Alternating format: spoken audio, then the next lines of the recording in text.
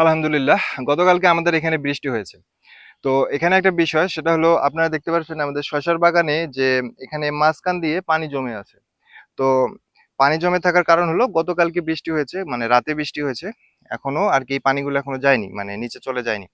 তো এটা কিছুক্ষণের মধ্যে বা কালকের মধ্যে এটা মাটির নিচে চলে যাবে। কিন্তু আমরা যারা ছাদ বাগান করছি তাদের যে টবের যে গাছগুলো বা বেডের মধ্যে যে গাছগুলো থাকে, তো এই গাছগুলো যদি পানি নিষ্কাশন শুধুমাত্র মাটি ব্যবহার করা হয় তাহলে এটার যে পানি নিষ্কাশন ব্যবস্থাটা এটা ভালোভাবে হয় না।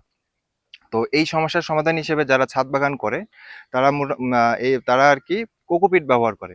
তো কোকোপিটের সাথে যদি আপনি আরো জৈব উপাদান যেগুলো আছে এগুলো যদি মিক্স করে ব্যবহার করেন তাহলে খুব ভালো রেজাল্ট পাওয়া যায় ছাদ বাগানের জন্য। কিন্তু এই জমিতে কোকোপিট ব্যবহার করার কোনো দরকার নেই। জমিতে মানে প্রাকৃতিকভাবে এটা পানিটা নিচে চলে যায়। তো আপনারা যারা ছাদ বাগান করছেন এবং ভালো রেডিমিক্স মাটি বা কোকোমিক্স চাচ্ছেন, আমাদের সাথে যোগাযোগ করতে পারেন এবং ছাদ বাগান সম্পর্কে বা জৈব কৃষি করার জন্য যেকোনো ধরনের তথ্য তথ্য পেতে আমাদের সাথে যোগাযোগ করুন বা আমাদের পেজে লাইক দিয়ে রাখুন। আসসালামু আলাইকুম।